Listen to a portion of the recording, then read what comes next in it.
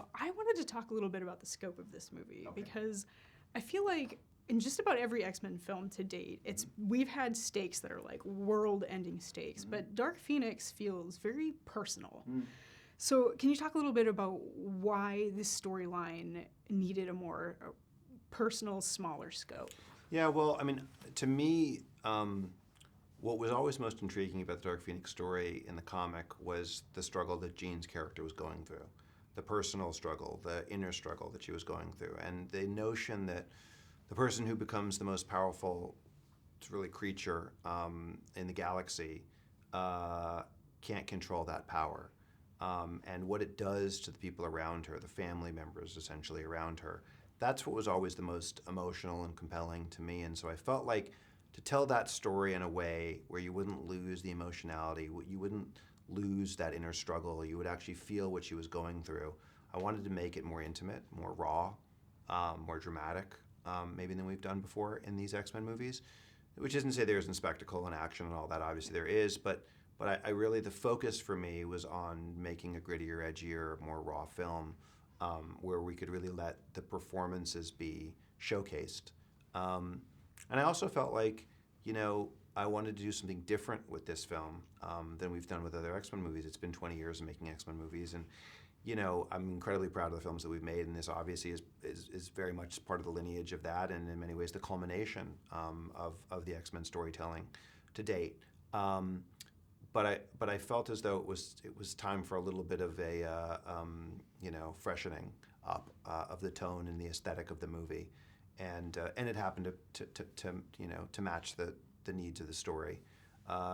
So that's just the reason why it ended up being a more intimate, raw kind of film.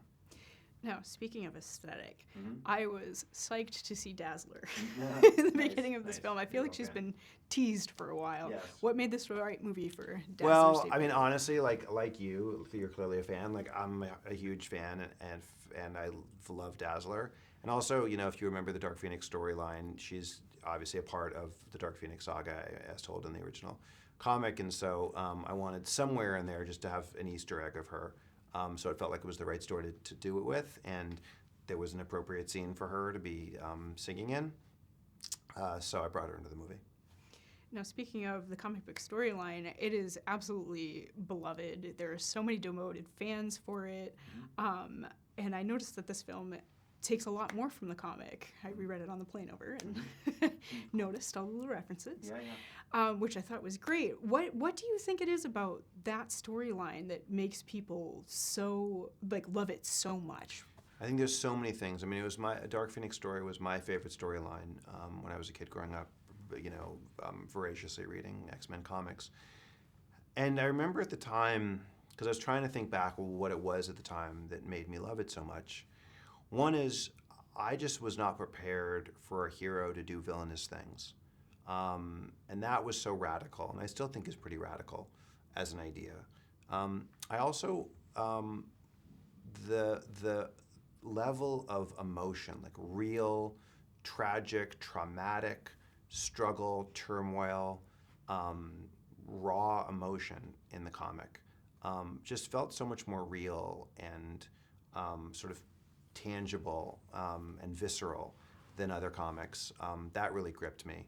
And I think the idea of someone from the outside looking at Jean, someone that that you love, who's part of your family, starting to lose control.